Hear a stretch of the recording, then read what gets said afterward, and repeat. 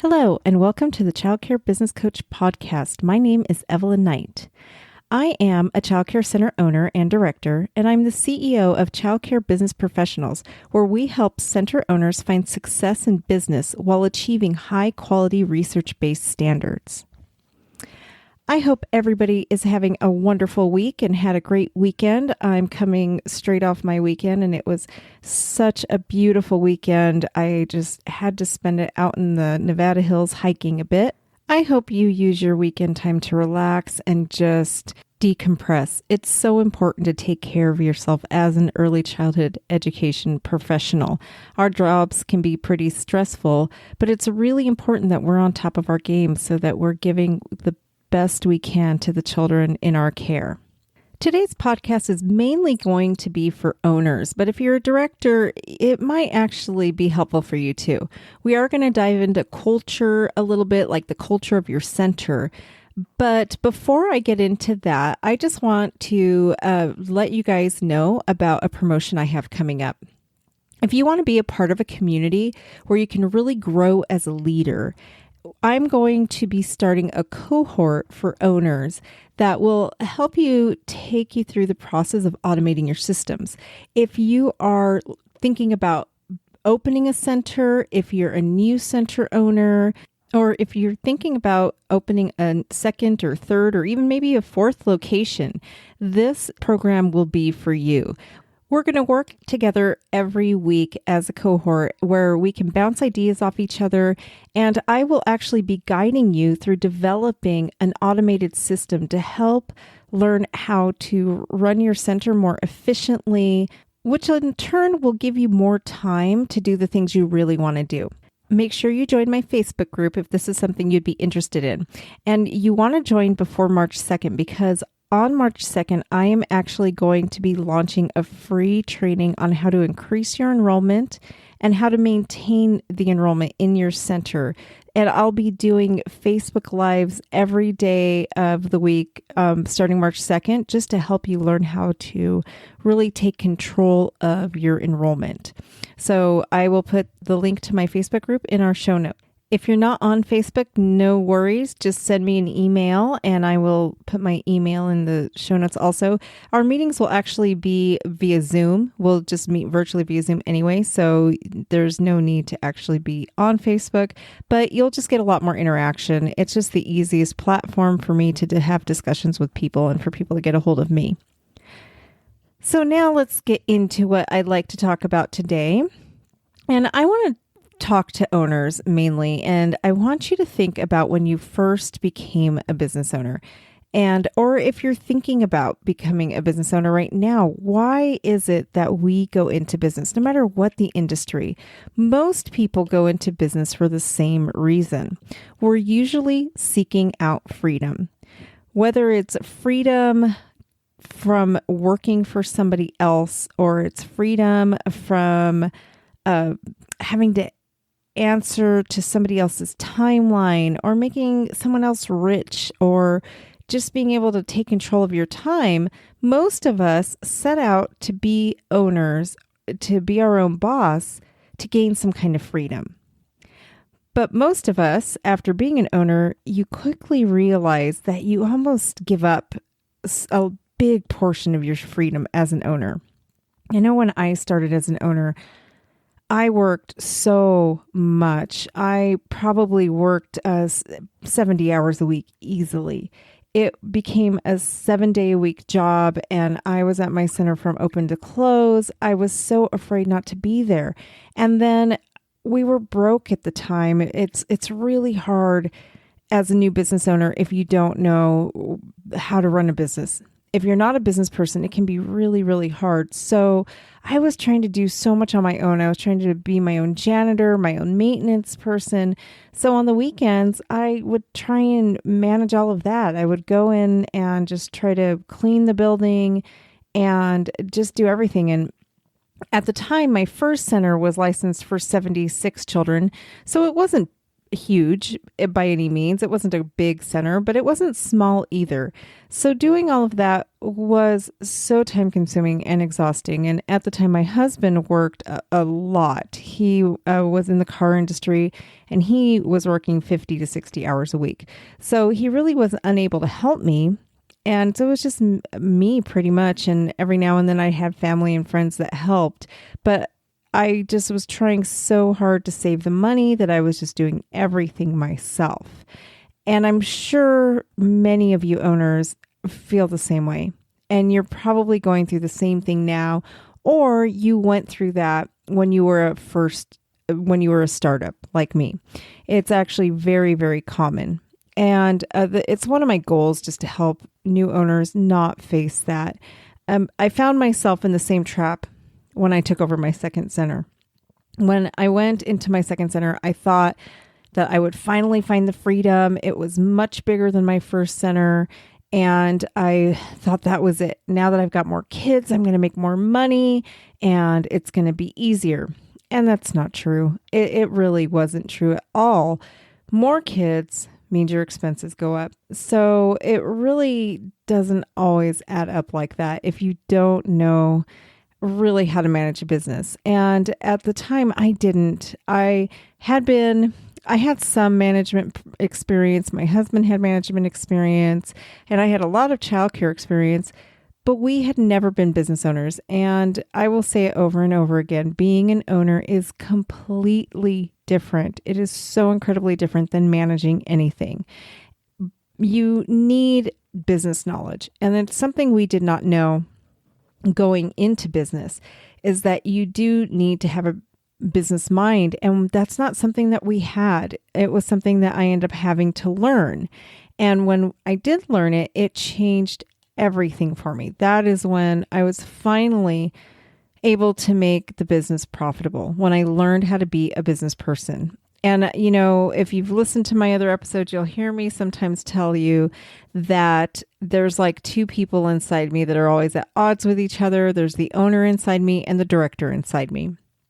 And sometimes the director inside me will just think like, oh no, we've got to do it this way because, you know, this is the industry standard. This is how, the parents like to see things.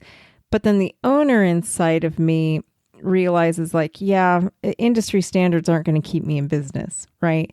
And during the tough economy time, and I'll tell you guys, I started in business right before the bad economy hit.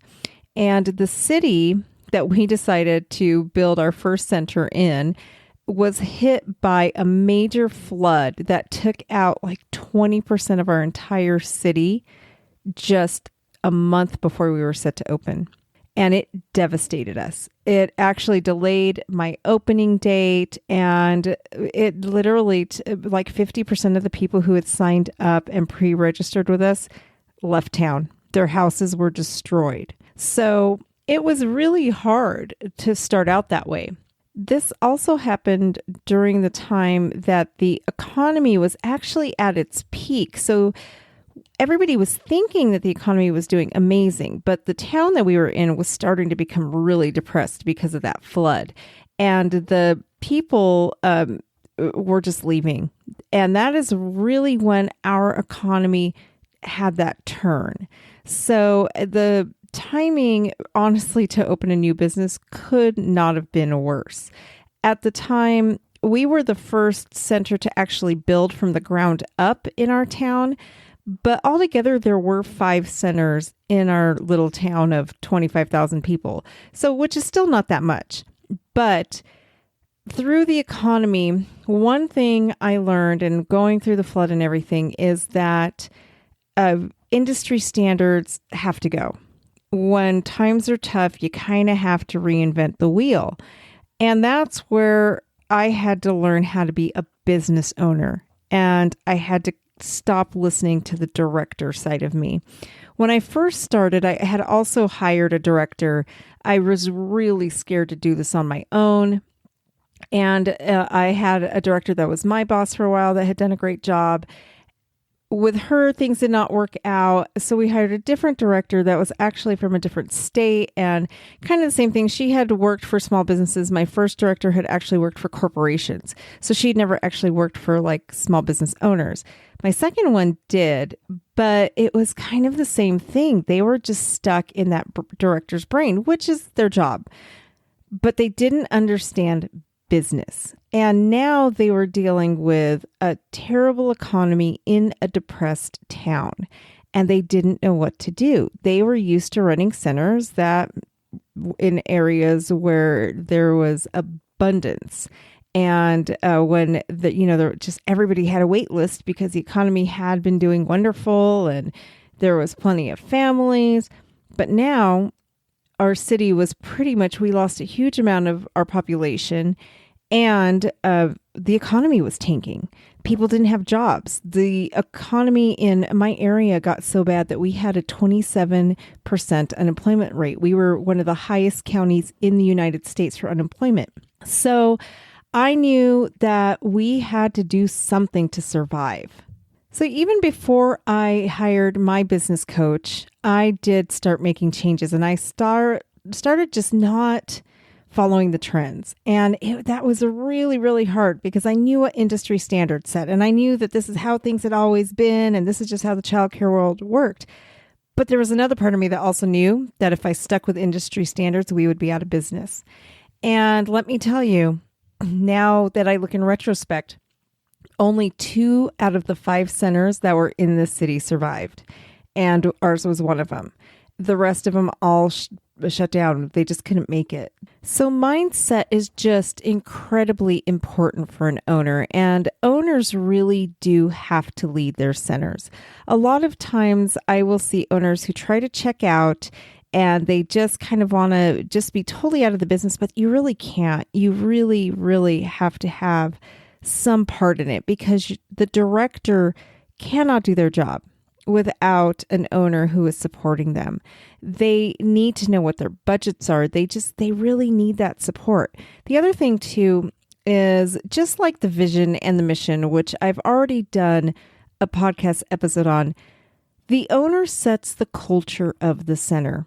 And that is so incredibly important. You do not want someone else dictating your business's culture. And every center has a culture. Whether you like it or not, it does have a culture. So it's really important for us to be intentional. We really want to intentionally create our center's culture. So just think about what you want your customers' experience to be and what you want your staff's experience to be. You have to be intentional about what you want your reputation to be. What do you want people to say about your center? If there's a couple of people having a conversation about it, at the football field or something, you want that intentionality and you want to be in control of it and create it. So writing it down, like what is it that I want people to think about when they're thinking about my center is something that is really important. And that's something that you really have to step out from behind the desk and you have to model it. We often assume that everybody is like us, but they're not. That leads us to having unrealistic expectations of our staff and the people around us. If you want to make sure that you really do have control of your center's culture, you really need to start figuring out what your values are and hire people that reflect those values so that you are getting people who are more like you, right? They're not always going to be like you. So just be really careful with that. You don't want to assume and project and have unrealistic expectations of people because you're assuming that they are like you. Okay, so let me just make that clear. But in order to fill your center with the right employees, you've got to know what your values are when it comes to childcare. So I'll give you a couple of examples of what I mean. For me, in my center, quality is extremely important to me. I want to make sure that I am giving the children the best possible care that I can. So high quality standards are very, very important to me. But in order for that to translate as culture in my center, those standards have to be research-based. They can't just be quality that I made up. It can't just be something that I decided today that this looks like quality, so this is going to be quality. So we do a lot of research and we do a lot of training. And I'm constantly reading about this stuff and taking classes, right? In order to make sure that what I'm training my staff, the information I'm passing along to them is research-based quality, and it really does reflect the highest quality standards. I also assign a lot of trainings to my staff that goes along with adhering to that research-based quality. I hold my staff to high standards, but I make sure that they have the tools to meet with those high standards because they rely on me for that. Our commitment to being a very high quality center is reflective of our QRIS standards and also our accreditation status, our pursuing accreditation. Those are all things that I make sure also that my staff has the tools to succeed in.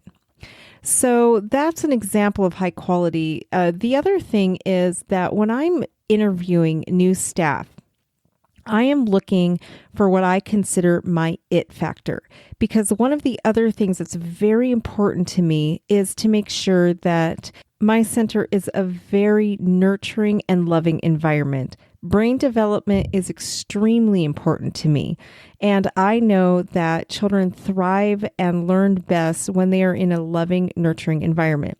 So during my interviews, I look at what I call my it factor.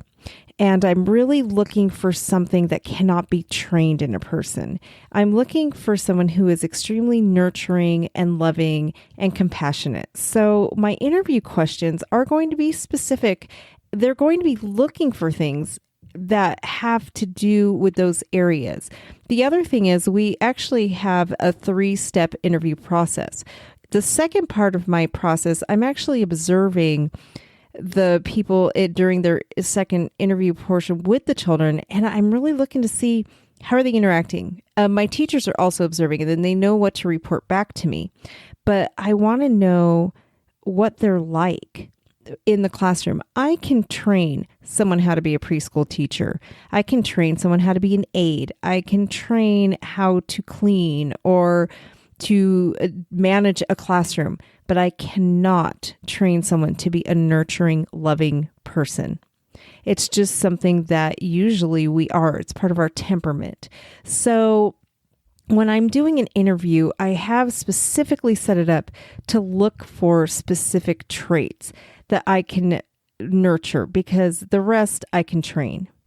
And I want to make sure it's someone who is really more focused on guidance than they are discipline. We are not a discipline-based center. We believe in teaching and guiding children.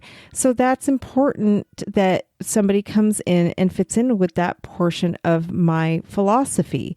Those are all ways that I make sure my culture stays the way I want it. We also ask a lot of psychological questions that will weed out troublemakers, the type of toxic employees that can really just ruin the entire culture of a center. And those toxic employees also can take over. It is crazy how easily they can take over. When I was an owner in the beginning, my first couple of years, I really did not understand the importance of managing toxic employees, avoiding them, getting rid of them. I didn't understand how poisonous they could really be, how just one person can really change that entire culture of your center, until one of them left one day. And it was actually one that I had working for me for a few years. I think she was with me for 3 years. And when she left, it was like this cloud lifted from my entire staff. And I just realized how much her negativity had been hurting my staff. And that's when I just realized that I can't let this happen again. And I have to squash toxic employees pretty quick after that. So now we really try to make sure that we're not hiring them. And I do have several psychological questions I ask in my interview process, which, my degrees in psychology really help a lot with that. But there's a lot out there and they're pretty easy to find. And if you would like them, feel free to email me. I am more than happy to send them to you. They're very, very simple. I can write up a quick explanation of what to look for during the questions. I'm happy to share those with anybody. It will save you a lot of pain to know the people that you need to be careful for. So it doesn't mean that people don't fall through the cracks. It still happens. I just recently, within the last year, did have to let go of a couple that had gotten through. So it happens, especially as the hiring pool gets tougher. Sometimes it's just harder to attract the people we want to attract, which, by the way, is something I will be going into great detail on during our cohort, how to attract the right people, where to find them, how to hire, how to onboard. Onboarding is another very, very important part to establishing your culture. From day one, having a really, really good new hire training system in place is so important to make sure that your new people coming on board are really fitting into that culture and they're helping to keep it going, really, and to complement what you really have intentionally tried to accomplish. And again, if you haven't listened to my podcast episode on vision and mission, go back and listen to that, because those are very important when it comes to establishing that culture. You've got to know your vision before you can establish your culture. And then you've just got to set up your values. I mean, take a piece of paper out and write down what is important to me. I made what I called an integrity manifesto when I was about 3 or 4 years into ownership. And I just wanted to make sure that I remained an owner with integrity. So that kind of became my value. It became my value system, which ended up dictating my culture. And, the things I mentioned were part of my integrity piece where to me, if I were going to have integrity, I was going to always do what was best for the children, regardless of what was popular. And there's a lot that we are fighting out there right now when it comes to what is best for children versus what is popular.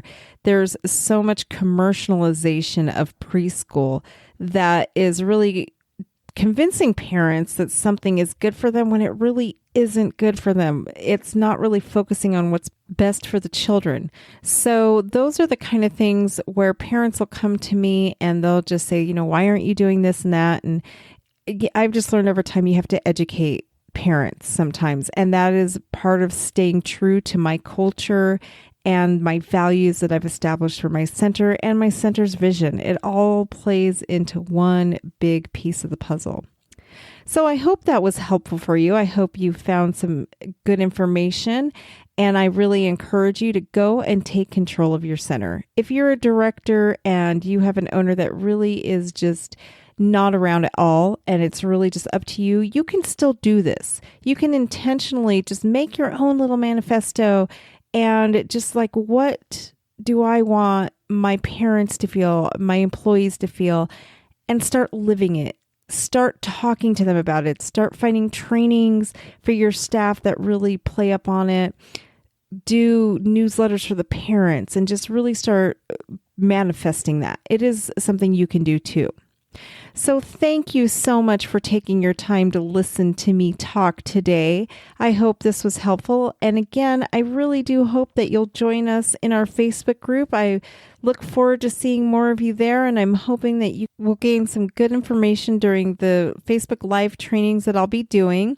Those trainings will also give you an opportunity to ask me questions and interact with me live. So please join me that week. Again, thank you for taking the time out of your day to listen to me. I hope this has been helpful for you, and make sure you subscribe to my podcast. Have a wonderful week.